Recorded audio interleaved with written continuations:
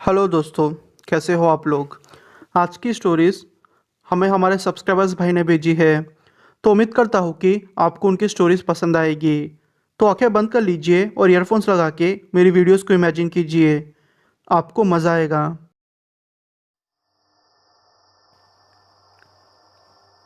मेरा नाम प्रकाश है और मैं राजस्थान का रहने वाला हूँ। ये घटना मेरे साथ तब घटी जब लॉकडाउन का समय चल रहा था। तो हुआ यूँ कि लॉकडाउन के एक महीने के बाद का समय है।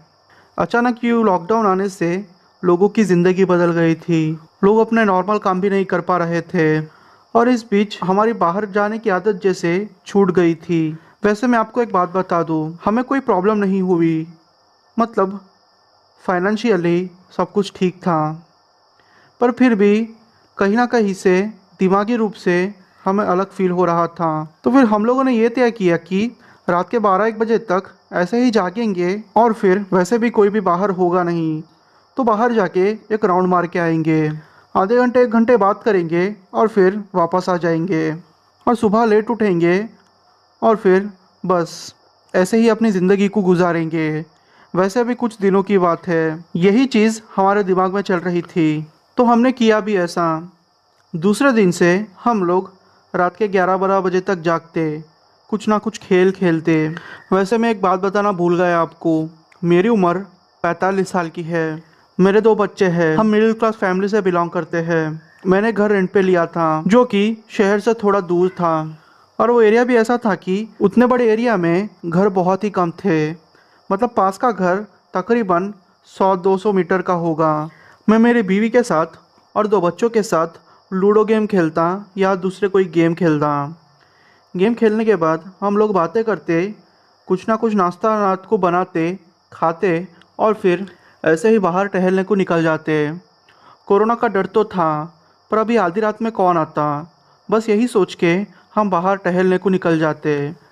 एक रात की बात है, मेरे 2 बच्चों को नींद आ रही थी, तो वो लोग सो गए।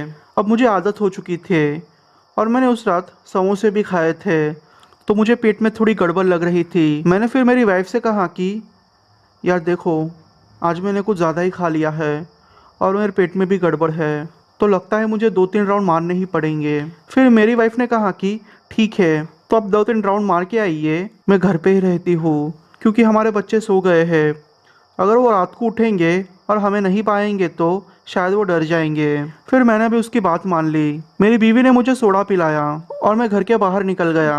तो वो एरिया ऐसा था कि मतलब पेड़ ही पेड़ थे। उतने बड़े एरिया में बहुत सारे कम मतलब बहुत कम घर थे, और कहीं ना कहीं स्ट्रीट लाइट जल जाती तो उतना ही एरिया दिखता, और वहाँ एक पार्क जैसा भी था। मैं बस चलते जा रहा था, मेरा पेट ठीक नहीं था, इसलिए मैं बस चलते ही जा रहा था। मैं तकरीबन अपने घर से 1 किलोमीटर दूर आ चुका था। मैंने सोचा कि अगर ऐसे ही सीधे जाऊंगा तो जल्दी पहुंच जाऊंगा, तो मैंने दूसरा रास्ता पेड़ों से भरा हुआ है उस रास्ते को चुन के थोड़ा लॉन्ग कट लेके जाने का सोचा। वैसे भी मेरे पेट में मुझे ठीक नहीं लग रहा था, इसलिए मैं वही रास्ते से जाने लगा। तो मैं आपको एक बात बता दूं, जिस एरिया से मैं जाने की कोशिश कर रहा था उस एरिया से दिन के टाइम पे भी लोग नहीं जाते, क्योंकि लोगों का मानना है कि वहाँ कुछ ऐसा रहता है जिसे हमें नहीं देखना चाहिए।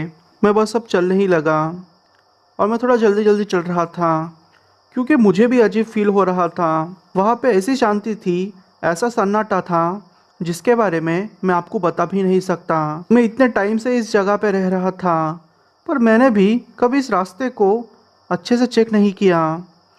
बस रेगुलर रास्ता जो होता था वहाँ से आते और वहाँ से जाते, और ये टाइम भी कोरोना का था, तो लोग कोई भी ज़्यादा बाहर निकलते नहीं थे। मैं ऐसे ही आगे बढ़ते जा रहा था। मेरी नज़र थोड़ी दूर पड़ी, एक स्ट्रीट लाइट के आगे कोई खड़ा हुआ था। मैंने सोचा कि यह पक्का कोई ना कोई मेरे जैसा खड़ा होगा। 5-6 सेकंड्स के लिए मेरे रोंगटे खड़े हो गए। पता नहीं मुझे ऐसा फील हुआ कि मेरे पीछे से अभी कोई भाग के दूसरी तरफ चले गया हो। मुझे बहुत डर लग रहा था, पर मैंने सोचा कि मुझे डरना नहीं चाहिए, अपना ही एरिया है ना, होगा कोई जानवर। बस मैं आगे बढ़ते जा रहा था और जो चीज़ मुझे आगे दिख रही थी मैं उसके पास जाने की कोशिश करने लगा, क्योंकि मुझे पता था कोई ना कोई अपना ही होगा। पर जैसे ही मैं उस चीज़ के पास गया, मैंने नोटिस किया कि वो एक औरत है जिसने नॉर्मल ही साड़ी पहने ही रखी थी, जैसे हम राजस्थानी लोग पहनते हैं ना, वो वैसे ही साड़ी थी। फिर मैंने सोचा कि होगी कोई औरत, तो मैंने सोचा क्यों ना इन्हें पूछ ही लूँ, क्योंकि इस टाइम पे किसी औरत का वो भी ऐसी जगह पे होना नॉर्मल नहीं है और सेफ भी नहीं है। फिर मैं उसके पास गया। मैंने कहा कि बहन जी, आप यहाँ क्या कर रही हो? उस औरत ने कोई भी जवाब नहीं दिया। वो बस मुझे अपनी पीठ दिखा के आगे चलते जा रही थी। मैंने सोचा कि शायद वो औरत मेरे बारे में गलत समझ रही है। फिर मैंने कहा कि देखिए बहन जी, आपको डरने की कोई ज़रूरत नहीं, मैं उस टाइप का आदमी नहीं हूँ। पर वो मेरी बात सुन नहीं रही थी। वो थोड़ा जल्दी जल्दी आगे बढ़ते जा रही थी। वो जैसे ही चल रही थी, मुझे उसके घुंघरू की आवाज़ सुनाई दे रही थी। और दोस्तों, मैं आपको बता दूँ, मेरी ज़िंदगी में मैंने ऐसी आवाज़ सुनी ही नहीं थी। कुल मिला के ये कह सकते हो कि जैसे ही उसके घुंघरू की आवाज़ आ रही थी, मेरे अंदर का डर इतना बढ़ते जा रहा था कि मैं आपको बोल भी नहीं सकता। मेरे रोंगटे खड़े हो रहे थे फिर से। पता नहीं मेरी नज़र उस औरत के पैरों पर पड़ी। पता नहीं मैंने उसके पैरों पे क्यों देखा। जैसे ही मैंने उसके पैरों पे देखा, मैंने देखा कि उसके पैर उल्टे हैं। मैं समझ गया था कि भाई अभी तो मुश्किल है, अगर मैं यहाँ से नहीं निकला तो मैं मर ही जाऊंगा। शायद उस औरत को पता चल गया था। वो अचानक से रुक गई और जोर जोर से रोने लगी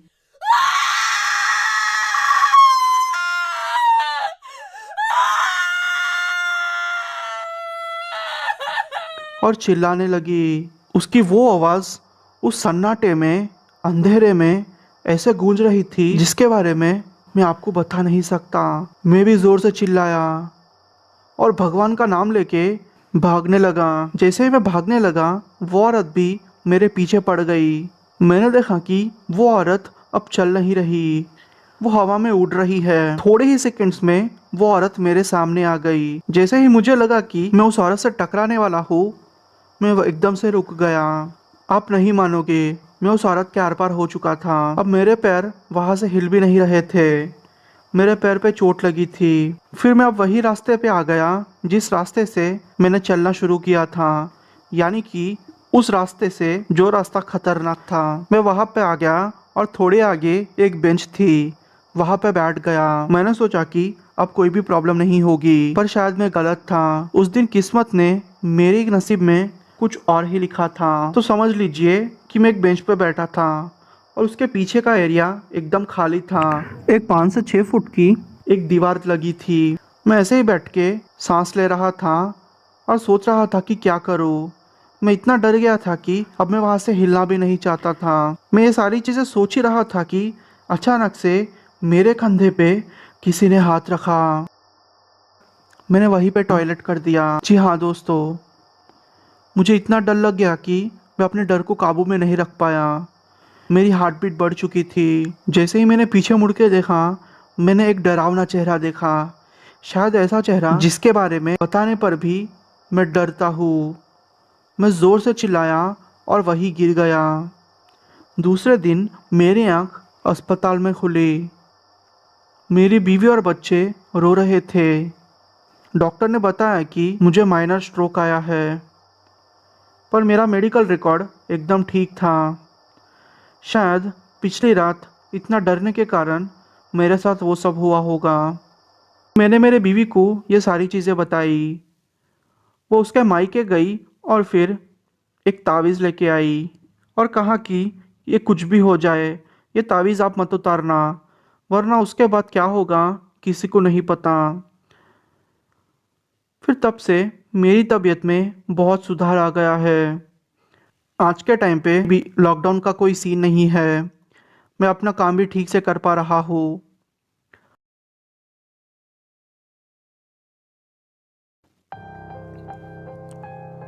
मेरा नाम वीना है और मैं तेलंगाना के एक छोटे से गांव की रहने वाली हूँ। ये घटना मेरे साथ तब घटी जब लॉकडाउन का समय चल रहा था।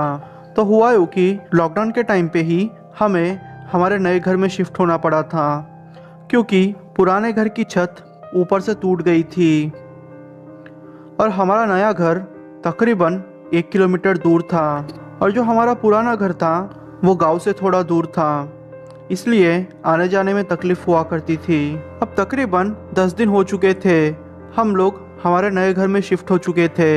एक रात की बात है, मेरा भाई जिद कर रहा था कि उसे वो खिलौना चाहिए जो कि हम लोगों ने पुराने घर में छोड़ दिया है। इतने दिन तो हमने उसे बहला फुसला के कुछ ना कुछ समझा के उसे चुप करा दिया था, पर उस दिन वो बहुत रो रहा था। वैसे मैं आपको बता दूं, मेरे भाई की उम्र 8 साल की है। फिर क्या था, मेरे मम्मी पापा ने मुझसे कहा कि मैं पुराने घर पे जाऊं और वो खिलौना लेके आऊं।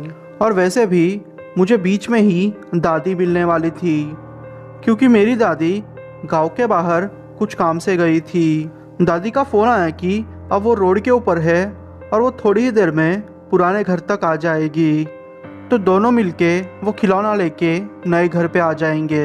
मैंने भी फिर हामी भर दी। मैं चलते हुए अपने पुराने घर की ओर जा रही थी।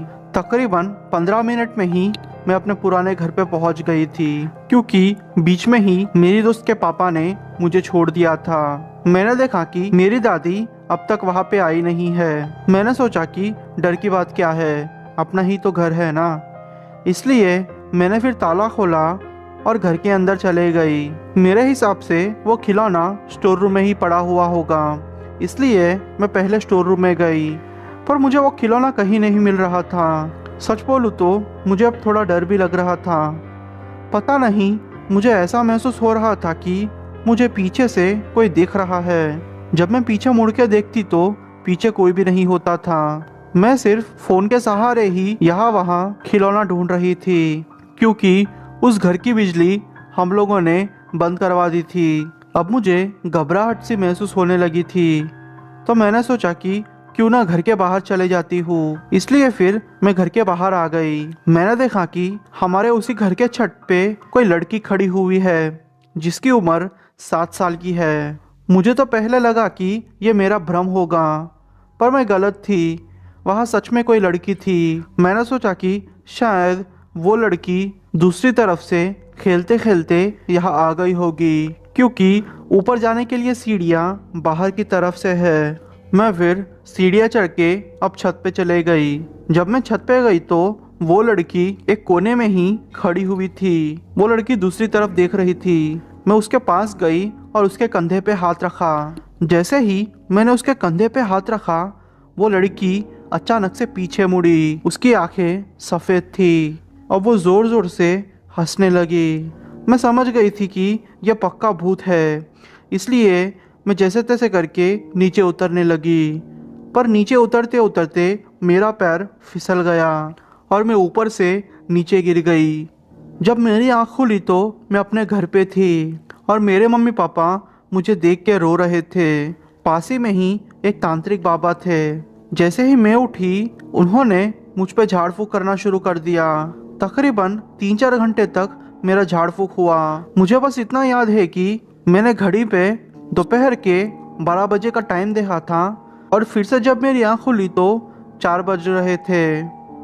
बस मुझे इतना ही याद है, बीच का कुछ भी मुझे याद नहीं है। मैंने जब मम्मी से पूछा तो मम्मी ने कहा कि मैं ज़ोर ज़ोर से रो रही थी और हंस रही थी और सारा सामान यहाँ से वहाँ कर रही थी और बाबा जी का गला पकड़ के उन्हें डरा रही थी। ये सारी चीज़ें सुन के मुझे यकीन नहीं हो रहा था, पर अब मम्मी ने कहा था तो उनकी बात माननी ही थी। थोड़े दिनों तक मुझे कमज़ोरी जैसा लगा, फिर जाके मेरी तबीयत ठीक हो पाई।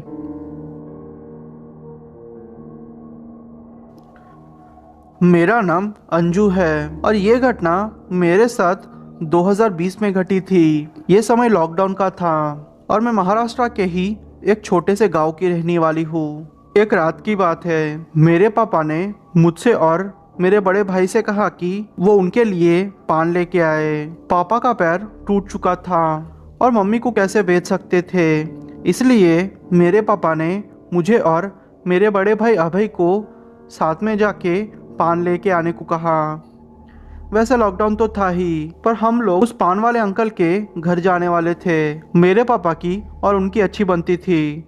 पापा ने उनको फ़ोन करके कह दिया कि वो उनके लिए पान रेडी रखे, बच्चे लेने आएंगे। हम लोगों ने फिर ज़्यादा सोचे बिना पान वाले अंकल के घर जाने लगे।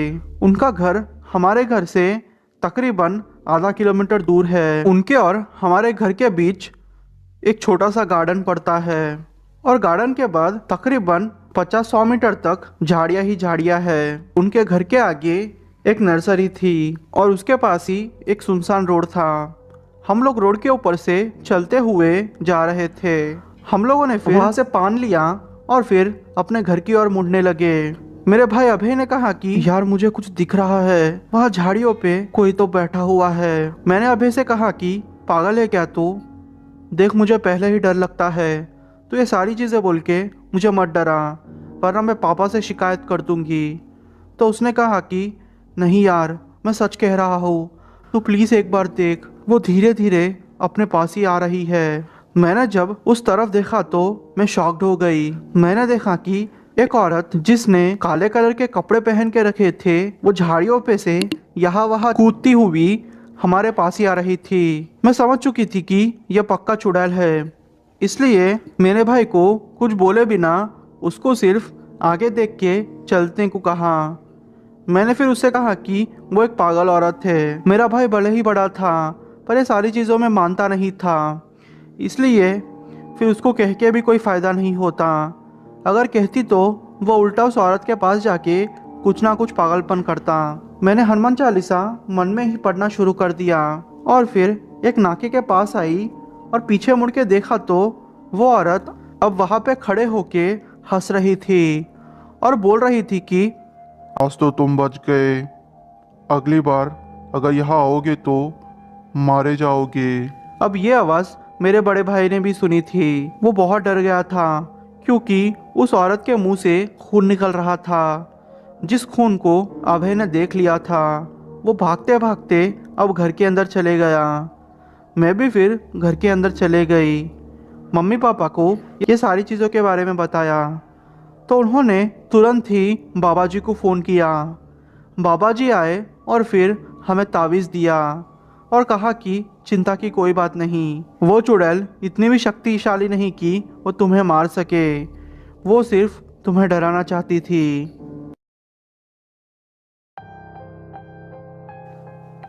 मेरा नाम शांतनु है और मैं बिहार के एक छोटे से गांव का रहने वाला हूँ। ये घटना मेरे साथ पिछले साल घटी थी।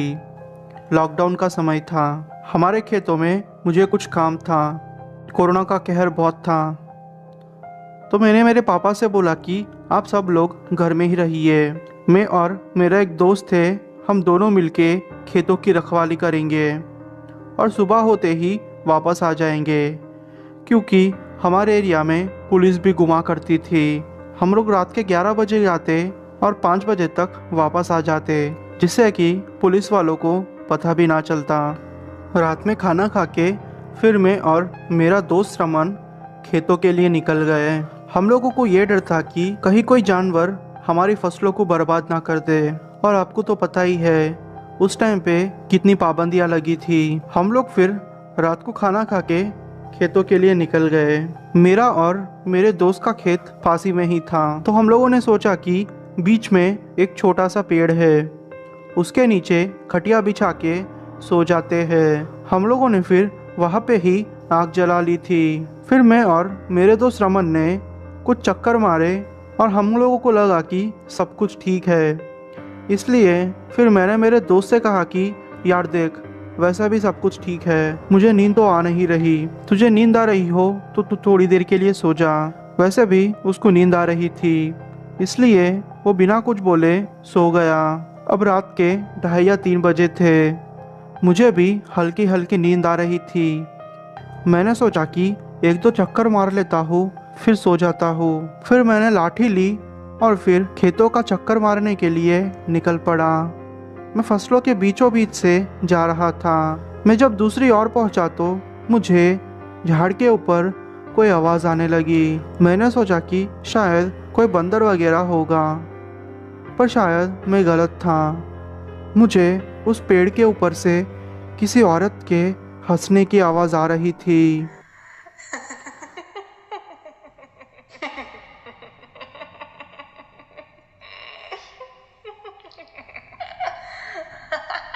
सच बोलूँ तो मैं बहुत डर गया था। मैं वैसे भी थोड़ा डरपोक था। मैंने टॉर्च मार के वहाँ देखने की कोशिश की। जैसे ही मैंने उस पेड़ पे टॉर्च मारी, मुझे एक औरत उल्टी लटकी हुई वहाँ पे दिखाई दी। मैं समझ चुका था कि ये चक्कर क्या है। मैं भागने की कोशिश कर रहा था, पर आप नहीं मानोगे, उस औरत ने अपने हाथ लंबे कर लिए और मेरे पैरों को पकड़ के मुझे नीचे गिरा दिया। पर फिर भी बजरंगबली का नाम लेके मैं जैसे तैसे करके अपने दोस्त के पास आया। फिर उसको उठाने की कोशिश की, पर वो उठ नहीं रहा था। मुझे दूर से ही किसी के घुंघरू की आवाज़ आ रही थी। मैं समझ गया था कि अब वो औरत हमारे ही तरफ आ रही है। इसलिए मैंने मेरे दोस्त के ऊपर थोड़ा पानी छिड़का।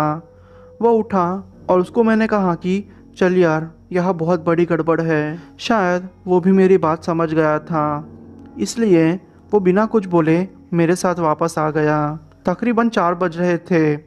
हम लोग जैसे तैसे करके हमारे घर पहुँचे। घर पहुँचने के बाद मैंने मेरे मम्मी पापा से ये सारी चीज़ें एक्सप्लेन की। उन्होंने ज़्यादा कुछ सोचे बिना मुझे और मेरे दोस्त को मंदिर में बिठा दिया। हमारे ऊपर गंगा जल छिड़का और हनुमान चालीसा को सुबह तक पढ़ते रहे। शायद उसका असर हो गया था। हम लोगों को थोड़ा बुखार चढ़ गया था, पर फिर बाबा ने हम लोगों को कहा कि अच्छा हुआ तुम लोगों पे गंगा जल छिड़क दिया और हनुमान चालीसा पढ़ ली, वरना इससे भी ज़्यादा तुम्हारे साथ हो सकता था।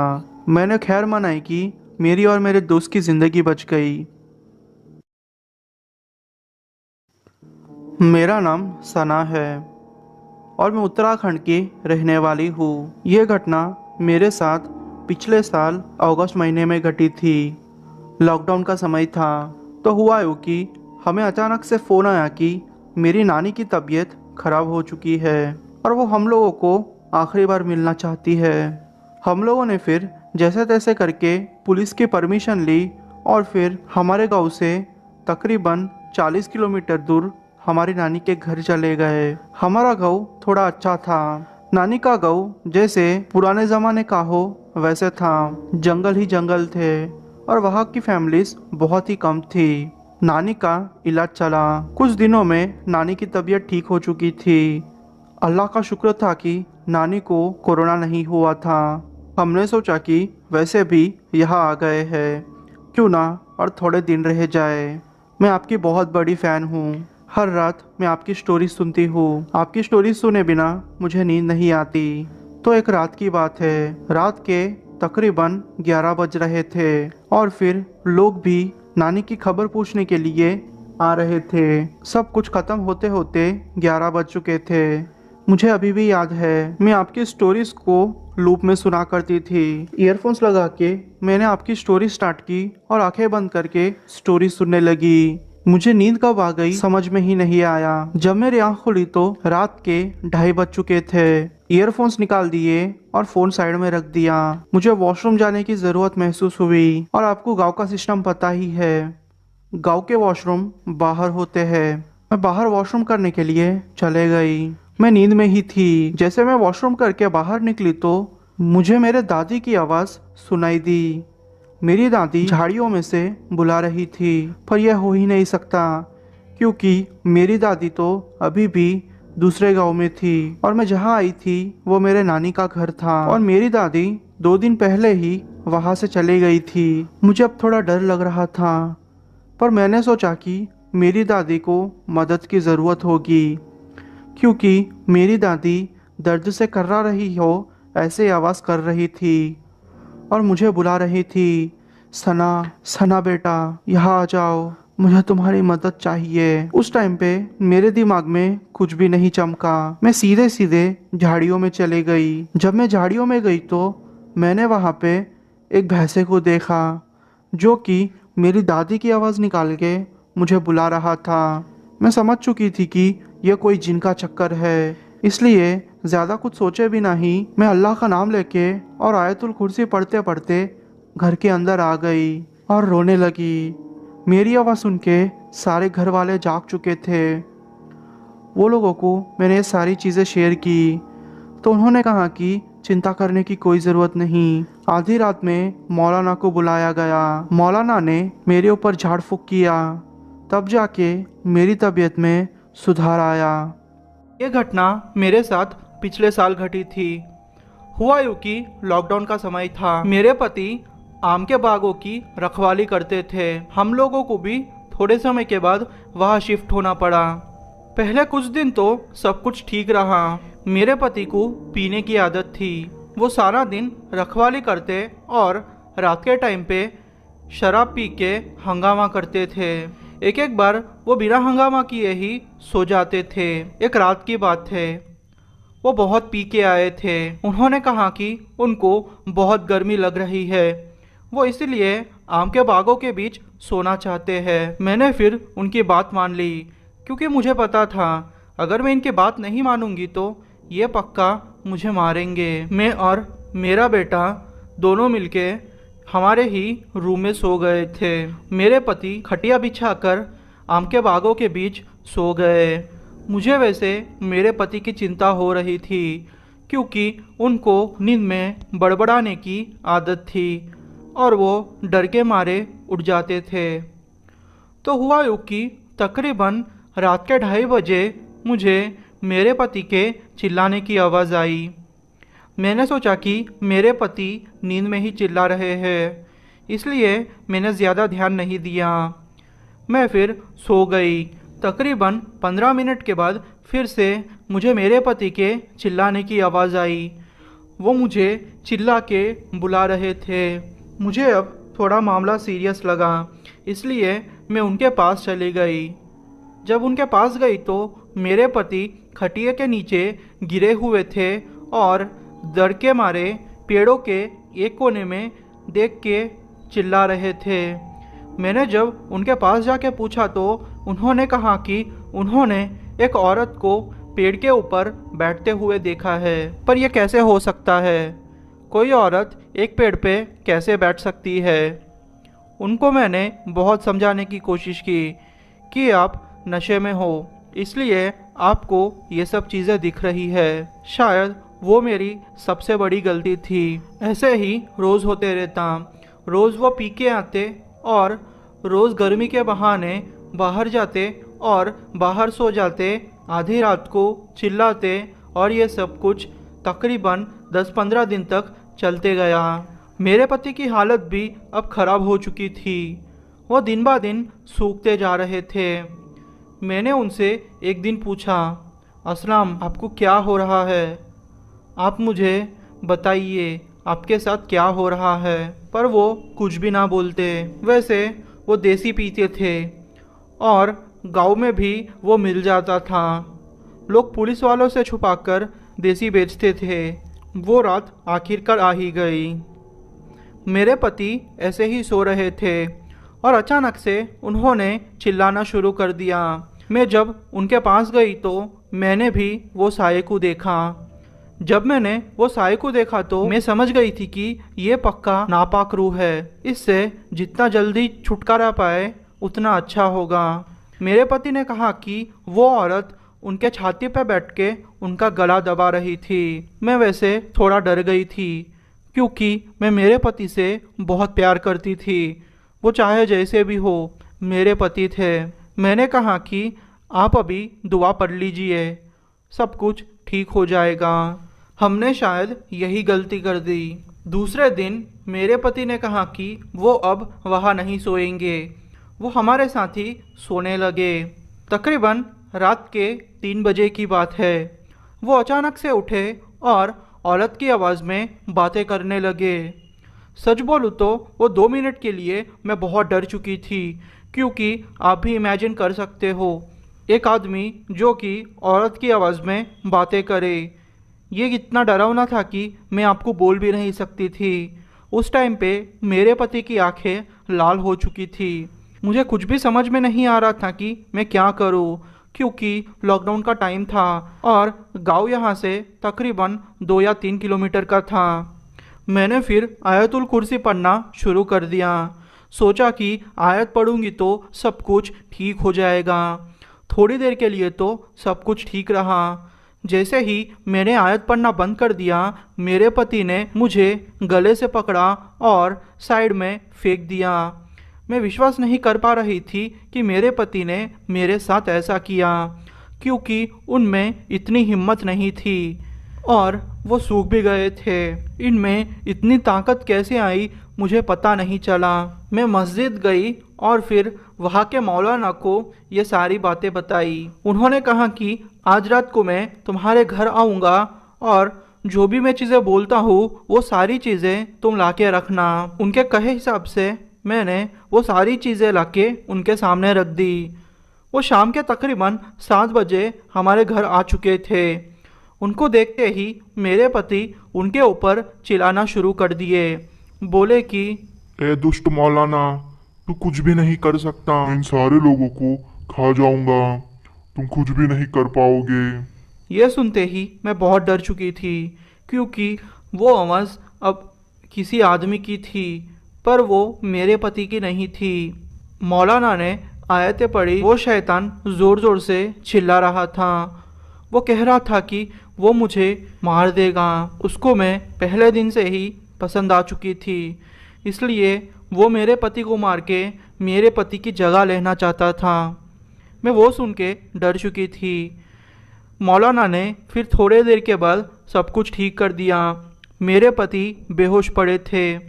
उन्होंने कहा कि जब तुम बाज़ार में गई थी और फिर वापस आ रही थी तो एक पेड़ के ऊपर जिन बैठा हुआ था। उसको तुम पसंद आ गई। तुम्हारे पास तावीज़ था, इसलिए वो तुम्हारे अंदर नहीं आया, पर उसने तुम्हारा पीछा तुम्हारे घर तक किया, तुम्हारे पति के अंदर आ गया और ये सब हुआ। ये तावीज़ मैं तुम्हें तुम्हारे पति के लिए दे रहा हूँ, उनको पहना देना।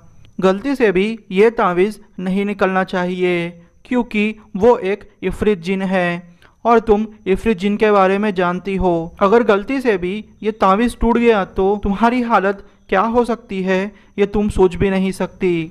मैंने फिर वो तावीज़ को मेरे पति को पहना दिया। उस दिन के बाद से सब कुछ ठीक हो गया। मेरा नाम नीलेश है और मैं उड़ीसा के राउरकेला का रहने वाला हूँ। ये घटना मेरे साथ पिछले साल लॉकडाउन के टाइम पे घटी थी। लॉकडाउन का टाइम था, सब कुछ जैसे शांत हो चुका था। सच बोलूँ तो मैं लॉकडाउन को एंजॉय करने लगा था, क्योंकि पढ़ाई के नाम पे मैं कुछ नहीं करता था और हॉस्टल से मैं कुछ ही दिन पहले आया था। यह घटना वैसे अप्रैल महीने की है। जैसे ही लॉकडाउन का अनाउंसमेंट हुआ मैं अपने घर आ गया था। हम लोग खेतों में रहते थे, क्योंकि मेरे पापा एक किसान थे। मेरा तो एक ही रूटीन था, मैं रात में खाना खाता और गांव तक चल के जाता, वहाँ से सोडा पीता, दोस्तों के साथ बातें करता और वापस आता। एक रात की बात है, मैं रात के 8 बजे खाना खा के गाँव तक 2-3 किलोमीटर तक चल के दोस्तों के साथ बातें करते करते सोडा पी रहा था। मुझे समय का पता ही नहीं चला। जब मेरे भाई ने मुझे फ़ोन करके कहा कि भाई तुम घर आ जाओ, तब मुझे पता चला कि रात के 11:30 बज रहे हैं। उस टाइम पे भले ही लॉकडाउन था, पर गांव के अंदर ये सारी चीज़ें नॉर्मली चल रही थी। लोग लॉकडाउन को ज़्यादा सीरियस नहीं ले रहे थे। मैं फिर सोडा पी के दोस्तों को अलविदा कह के अपने घर के तरफ आ रहा था। जैसे ही मैं खेतों के एरिया में आया, मुझे ऐसा लगा कि मेरे पीछे कोई चल रहा है। मैंने सोचा कि शायद ये मेरा भ्रम होगा, क्योंकि पहले भी मेरे साथ ऐसा बहुत बार हो चुका है। इसलिए मैंने ज़्यादा ध्यान दिए बिना ही आगे बढ़ना ही सही समझा। मैं जैसे ही आगे बढ़ता गया, वो आवाज़ें और तेज़ होते गई।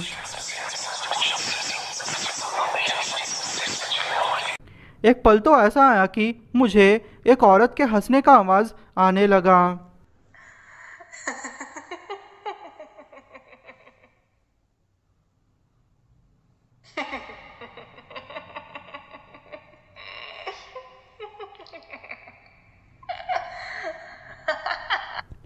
मैं अब पक्का श्योर हो चुका था कि यह पक्का कोई चुड़ैल का ही काम है, क्योंकि इस जगह पे इस टाइम पे किसी इंसान का आना मुमकिन नहीं था, क्योंकि हमारे गांव के लोग ज़्यादातर दिन में ही काम करते थे और सीज़न भी नहीं थी कि लोग आधी रात तक खेत में रहे। और अगर किसी को भी आना होता तो वो 7-8 बजे के बीच में ही आ जाता। मैंने फिर अचानक से पीछे मुड़ के देखा तो मुझे एक औरत दिखाई दी। वो औरत दिखने में बहुत डरावनी लग रही थी। मैं समझ गया था कि ये चक्कर क्या है, पर फिर भी मैं कंफर्म करना चाहता था कि ये चीज़ क्या है, इसलिए मैंने उसके पैरों के तरफ ध्यान दिया। उसके पैर उल्टे थे। मैं समझ चुका था कि अब मेरा बचना मुश्किल है, पर फिर भी मरता क्या ना करता। मैं भागने की कोशिश करने लगा। मैं भागते गया। जैसे ही मैं भाग के थोड़ा आगे गया, उस औरत ने पता नहीं कैसे मेरे पैरों को पकड़ लिया और नीचे गिरा दिया। वो औरत अब धीरे धीरे मेरे पास आ रही थी। मुझे उसे देख के बहुत डर लग रहा था। मुझे समझ में नहीं आ रहा था कि मैं क्या करूं। मैंने फिर भगवान का नाम लेना शुरू कर दिया। जैसे ही मैंने शिवजी का नाम लिया, वो औरत पीछे मुड़ गई। मैं समझ गया था कि अब मुझे भागना होगा। मैं भागकर अपने घर आ गया और घर वालों को सारी बातें बताई। उन्होंने कहा कि अब से तुम जाना मत बाहर, वरना वो औरत तुम्हें नहीं छोड़ेगी। तब से मैंने रात में जाना बंद कर दिया है। ये घटना मेरे साथ पिछले साल जून महीने में घटी थी। हुआ यूँ कि मैं गांव से अपने घर खेतों की तरफ जा रहा था। मैं बाइक पे था। अचानक से मेरे बाइक का वज़न बढ़ गया। मैंने सोचा कि शायद ये मेरा भ्रम होगा, पर थोड़ा आगे जाते ही मैंने जब मेरे शीशे से पीछे मुड़ के देखा तो मुझे एक काला साया दिखा। मेरे बाइक का बैलेंस बिगड़ा, पर फिर भी मैंने मेरे बाइक को संभाल लिया। फिर से वो साया मुझे दिखा। मैं पास के मंदिर में जाके थोड़ी देर के लिए बैठ गया, पर वो औरत वहाँ से नहीं जा रही थी, इसलिए मैंने सारी रात मंदिर में गुजारी। सुबह होते ही मैं घर आ गया। ये कहानी भले आपको छोटी लगे, पर सच में ये मेरे साथ घट चुका है।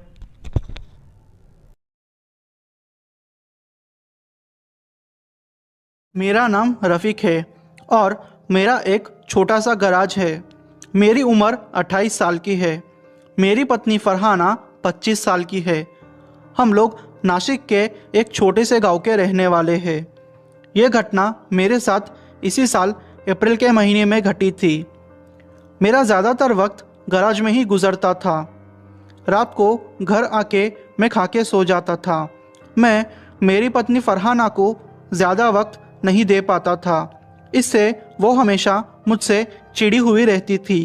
पर लॉकडाउन होने से मेरे घर पे शांति का माहौल था, क्योंकि मैं घर पे ही रहता था। मैं अपनी ज़िंदगी से खुश था, पर अपनी पत्नी के बारे में कुछ ज़्यादा ही सोचता रहता था।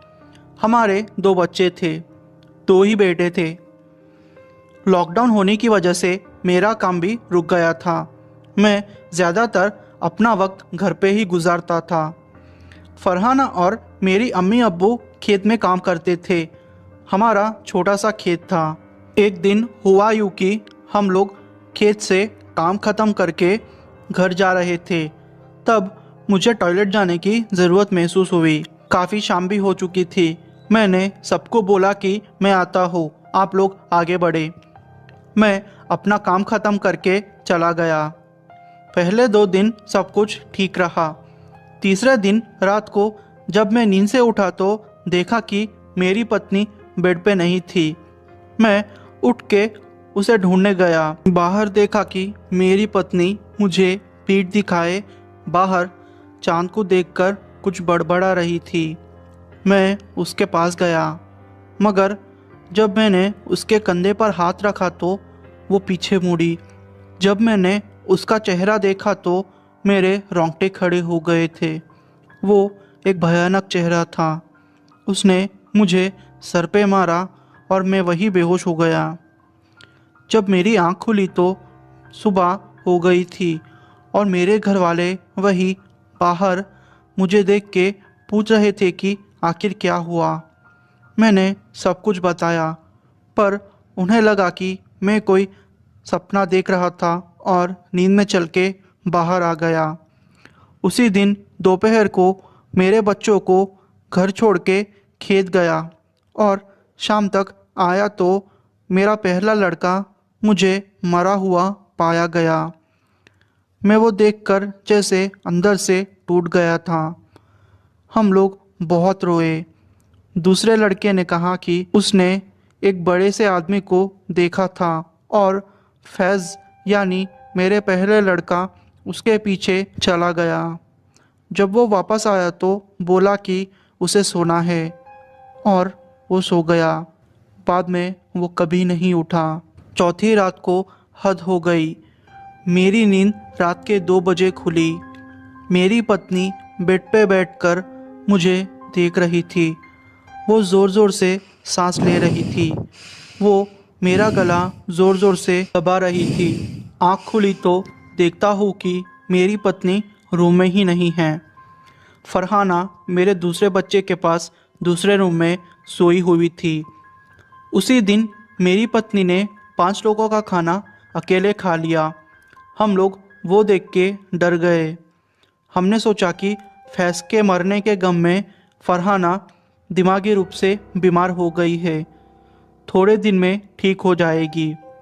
5वीं रात बहुत डरावनी थी। मेरी पत्नी फरहाना एक भूत जैसे रूप में आ गई थी। वो ज़ोर ज़ोर से किसी आदमी के आवाज़ में चिल्ला रही थी। उसने अहमद यानी मेरे दूसरे लड़के को हवा में उछाल दिया। मेरा बच्चा तड़प तड़प के मर गया। मैंने फरहाना को बोला, ये क्या कर रही हो तुम? पागल हो गई हो क्या? वो ज़ोर ज़ोर से हंसी और वो मुझे मार रही थी। मैंने तुरंत आयतुल कुर्सी पढ़ना शुरू कर दिया। वो शांत हो गई। मेरे अम्मी अब्बू भी पता नहीं वो आवाज़ वो लोगों ने सुनी ही नहीं। दूसरे दिन मैं हमारे पास वाली मस्जिद के पास मौलाना के घर गया और उनको सारी बातें बताई। उन्होंने बोला कि वो अब कुछ नहीं बताएंगे। उन्होंने बोला कि मैं मेरी पत्नी को उनके घर ले आऊँ। हम लोग मोहल्ले के 4-5 आदमी फरहाना को बांधकर उठा के मौलाना के पास ले गए। वहाँ मौलाना ने सारी तैयारी करके रखी थी। जैसे ही मौलाना ने फरहाना के आँख में फूंक मारी तो ज़ोर ज़ोर से वो हंस के बोलने लगी, मर जाएगा तू मौलाना, तुझे मैं जिंदा नहीं छोड़ूंगा, तेरी नस्लों को तबाह कर दूंगा। पहले मुझे इसकी नस्लें भी तबाह करनी है, वो मुझे करने दे। मौलाना बोले, क्या बिगाड़ा है इस बच्चे ने तेरा? मेरी पत्नी बोली, पूछ ले इससे। मौलाना आंख बंद करके आयतें पढ़ने लगे। फिर मौलाना ने बोला कि मैंने जिस दिन जिस जगह पर टॉयलेट किया था वह जिनका बसेरा था। वो गुस्सा हो गए थे कि उनकी जगह को मैंने कैसे गंदा कर दिया। ये इफ़रित जिन है। ये जिन बहुत ख़तरनाक होते हैं। बहुत झाड़ फूँक करने के बाद भी वो नहीं माने। मैंने जिन्नात से माफ़ी भी मांगी, पर फिर भी वो मेरी पत्नी को नहीं छोड़ रहे थे।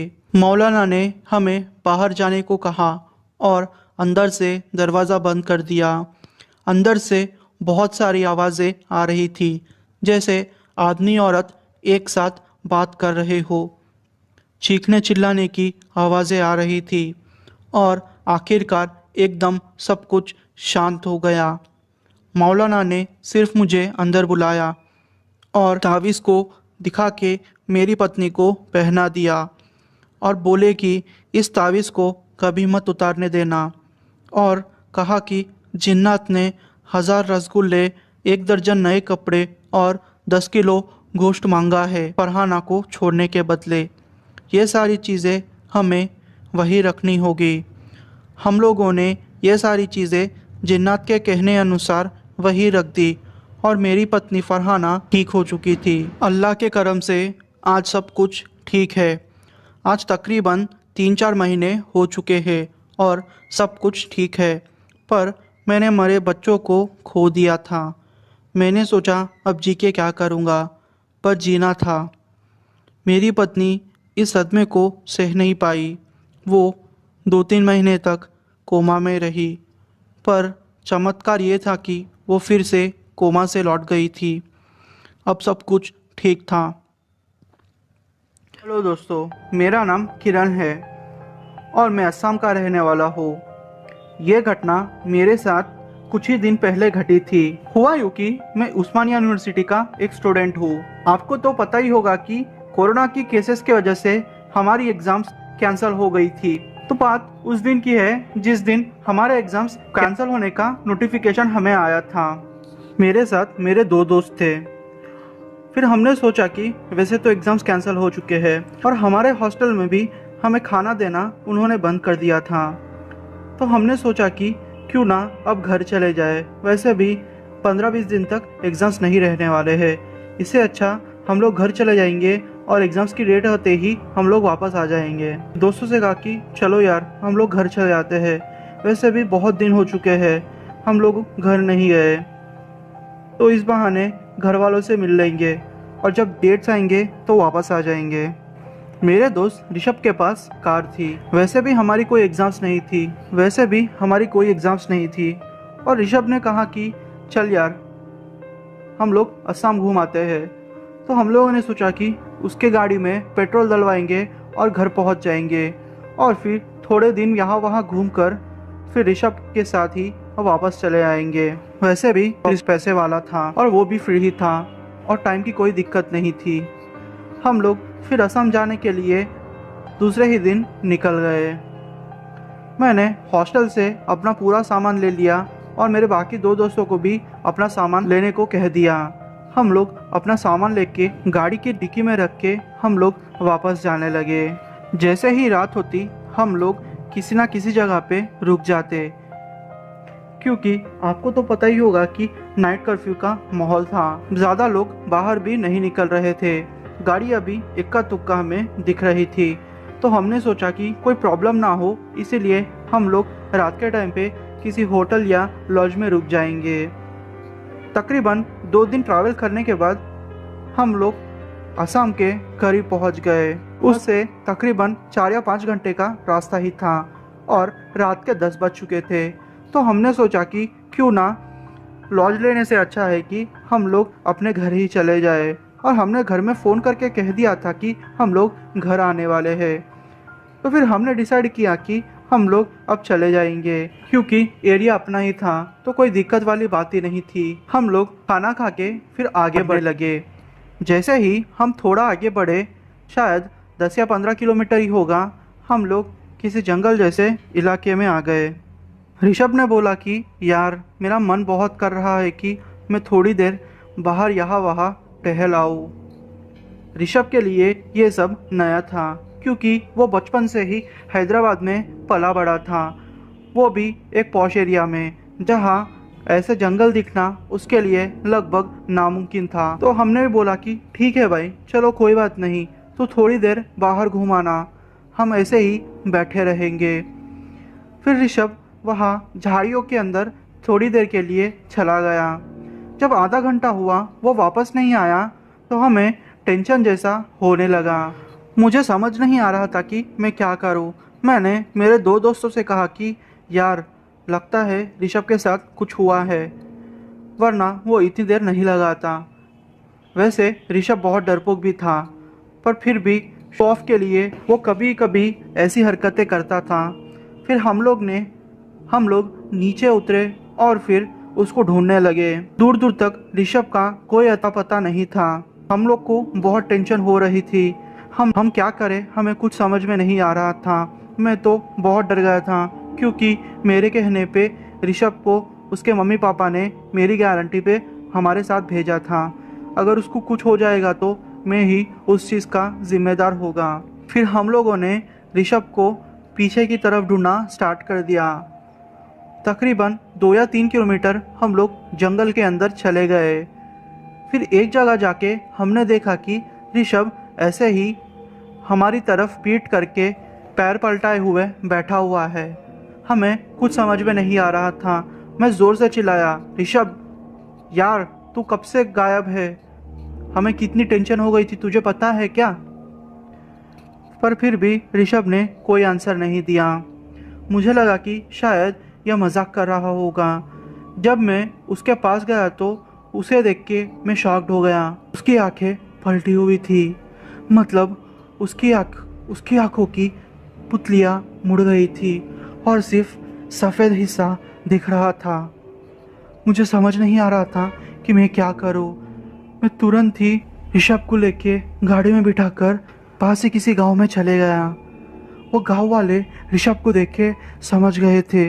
उन्होंने थोड़ी भी देर नहीं की और ऋषभ को लेके एक बाबा के पास चले गए।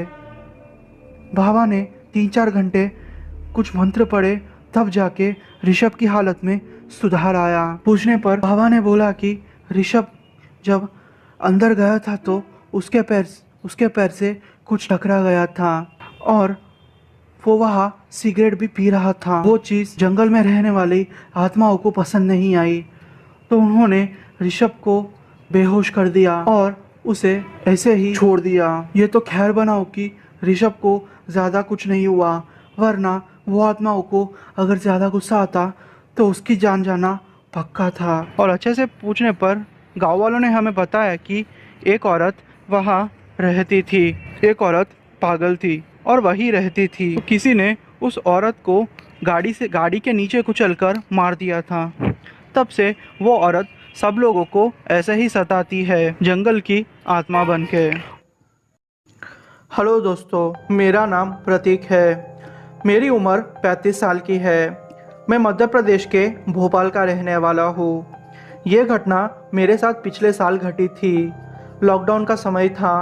अचानक से मेरे दादा की तबीयत खराब हो गई। फिर मेरे मम्मी पापा ने मुझे फ़ोन करके कहा कि तुम्हें अपने दादा की खबर पूछने आना पड़ेगा, क्योंकि सीरियस सिचुएशन थी। उन्होंने तो खुल के कुछ भी नहीं बोला, पर मैंने उनकी बातें समझ ली थी। मुझे डर भी लग रहा था, पर मैंने सोचा कि गांव से सुरक्षित जगह हमारे लिए कुछ भी नहीं हो सकती, क्योंकि हमारा घर गांव में बहुत बड़ा था। तो अगर दादाजी को क्वारंटाइन घर में करना पड़ा तो भी ज़्यादा दिक्कत की बात नहीं थी। पर दादाजी को हॉस्पिटल में ही क्वारंटाइन किया गया था। दादी अब अकेली पड़ चुकी थी। मैं दादी का लाडला था। तो दादी ने मुझसे फ़ोन करके फिर से कहा कि बेटा तू आ जा अपने दादा से मिलने। फिर मैंने कहा कि ठीक है दादी, मैं आ जाता हूँ, आप चिंता मत करिए। वैसे मेरे बच्चे कभी भी गांव में नहीं गए थे, क्योंकि बिजनेस के कारण मुझे गांव में जाने का टाइम ही नहीं मिलता था। मेरे मम्मी पापा मुझे मिलने के लिए भोपाल ही आ जाते। मैंने फिर ये सारी चीज़ें मेरे वाइफ से शेयर की, तो मेरी वाइफ ने बोला कि अच्छा है कि हम लोग गांव चले जाए, वैसे भी यहाँ सिचुएशन बहुत ख़राब है। हम अगर शांति से गांव पहुँच जाएंगे तो हमें कोई टेंशन की बात ही नहीं होगी। फिर मैं भी मेरी पत्नी की बात मान गया। मेरा एक बड़ा बेटा था और छोटी बेटी थी। मेरा बड़ा बेटा 15 साल का था और मेरी छोटी बेटी 12 साल की थी। हम लोग फिर गांव जाने के लिए निकल गए।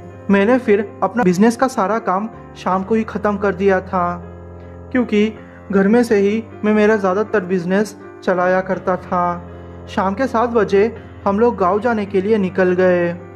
सफ़र एकदम ठीक था, क्योंकि रास्ता एकदम सुनसान था। सच बोलूँ तो इक्का दुक्का गाड़ियाँ भी नहीं दिख रही थी। मैंने मेरी ज़िंदगी में पहली बार इतना डरावना माहौल देखा था। सच बोलूँ तो मुझे मानने भी नहीं आ रहा था कि ये कोरोना की वजह से ये सब भी हो सकता है, क्योंकि इतने दिन मैं मेरे घर में ही पड़ा रहता था और बिज़नेस भी घर से चलाता था। तो बाहर की सिचुएशन के बारे में मुझे नहीं पता था, और अगर पता भी होता तो इतनी सीरियस सिचुएशन होगी मैंने कभी नहीं सोचा था। मैं ड्राइव कर रहा था, सब कुछ ठीक चल रहा था, पर अचानक से मेरी गाड़ी पंचर हो गई। हम लोग को एक सुनसान इलाके में गाड़ी रोकनी पड़ी।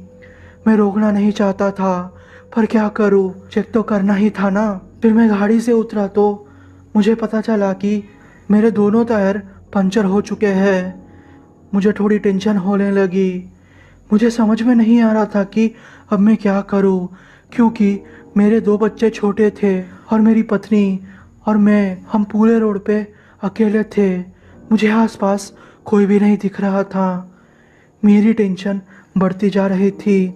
हम ऐसे ही सोचते रहे कि हम लोग क्या करें, क्योंकि कोरोना का टाइम था और पंचर की दुकानें खुली रहना शायद मुश्किल था। अगर खुली होती तो भी बहुत दूर थी, क्योंकि पिछला पेट्रोल पंप हमसे करीब 60 या 70 किलोमीटर आगे होगा। हम लोग फंस चुके थे। हमें समझ नहीं आ रहा था कि हम लोग क्या करें। मेरी छोटी बेटी रो रही थी और चिल्ला रही थी कि मेरी छोटी बेटी को कोई औरत दिख रही है।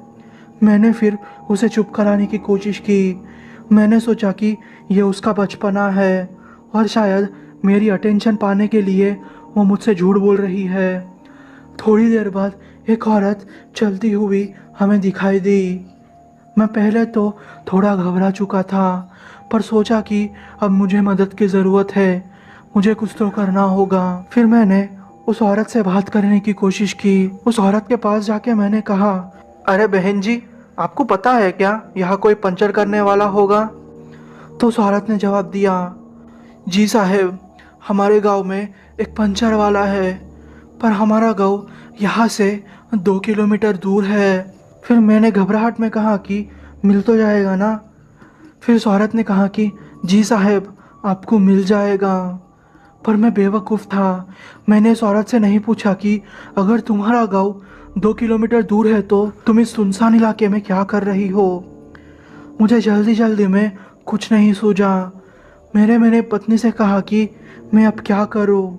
मेरी पत्नी ने कहा कि अब आपको जाना ही होगा, क्योंकि अगर मैं आई तो बच्चे अकेले पड़ जाएंगे और मुझे डर भी लग रहा है। तो मैंने मेरी पत्नी से कहा कि पूरे दरवाजे लॉक कर देता हो।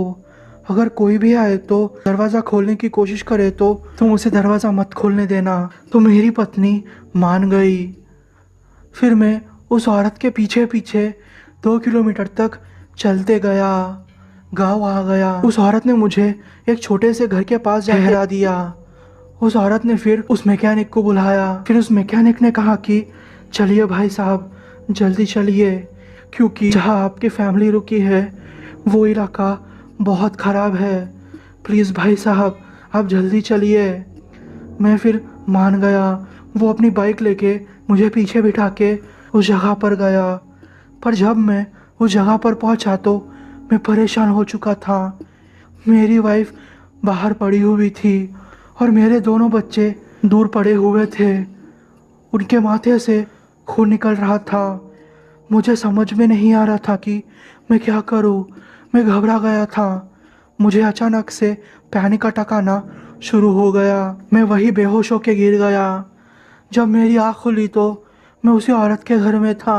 उस औरत ने कहा कि भाई साहब, आपको क्या हो गया? आप बेहोश हो गए थे।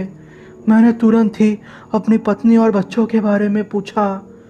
फिर उस औरत ने कहा कि आप चिंता मत कीजिए, डॉक्टर साहब उनका इलाज कर रहे हैं। फिर मैंने तुरंत कहा कि मुझे मेरी पत्नी और बच्चों से मिलना है। वो औरत मुझे फिर मेरे पत्नी और बच्चों के पास ले गई। जब मैंने मेरे बच्चों और पत्नी को सलामत देखा तो मुझ में जान आई। मेरी पत्नी को होश आ गया। उसने बोला कि जब तुम मैकेनिक के पास गए थे तब एक औरत अचानक से उनके गाड़ी के सामने आ गई और उन्हें मदद की भीख मांगने लगी।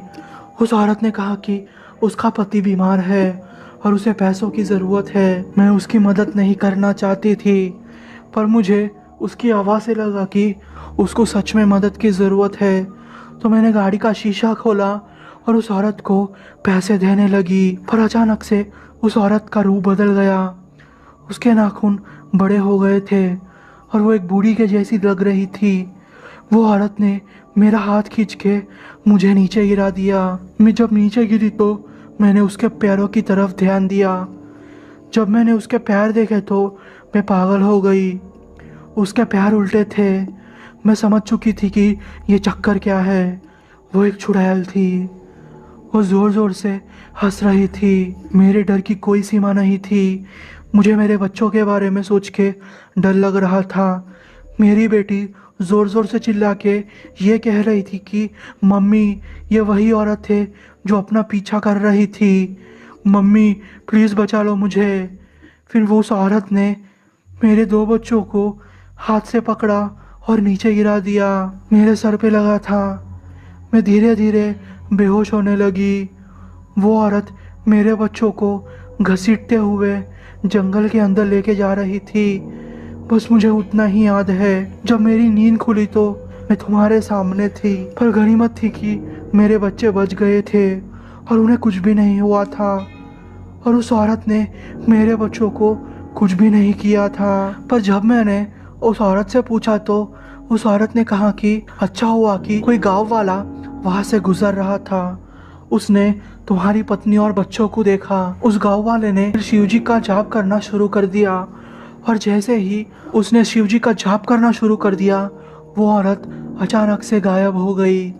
इस तरह उन बच्चों की और तुम्हारे पत्नी की जान बची, वरना शायद तुम्हारे बच्चे आज जिंदा ना होते।